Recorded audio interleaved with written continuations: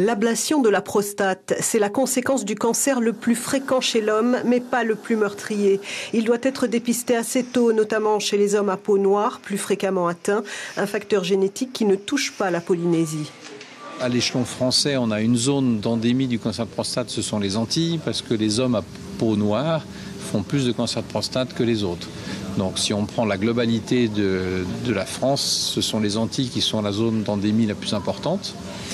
La Polynésie, à ma connaissance, n'obéit pas à un facteur de risque particulier différent du reste de la métropole. En l'absence de symptômes préventifs, il faut privilégier le dépistage. Repéré assez tôt, ce cancer guérit dans 90% des cas grâce à une simple prise de sang pratiquée à partir de 50 ans. En prévention, il n'y a rien de très établi formellement pour éviter de l'attraper, si je puis dire. En revanche, on peut le diagnostiquer, on peut le dépister, le diagnostiquer et le traiter. Donc tout l'impact et tout l'intérêt du cancer de la prostate, c'est de le dépister tôt pour le guérir. Parce que comme beaucoup de cancers, quand on le trouve tôt, on peut le guérir. C'est le cas de Terenui. Il a contracté la maladie il y a quelques années et n'a pas hésité à accepter l'opération de la prostate. Il suit aujourd'hui un traitement médicamenteux et se réjouit d'avoir consulté.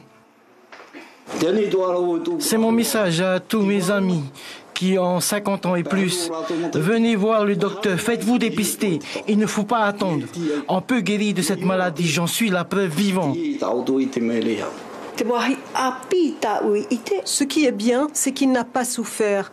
Auparavant, il ne pouvait pas dormir. Il souffrait énormément, de la tête jusqu'aux pieds.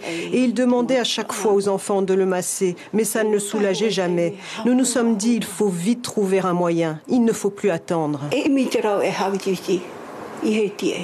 En Polynésie, un nouveau cas est détecté chaque semaine. Un chiffre appelé à augmenter compte tenu du vieillissement de la population.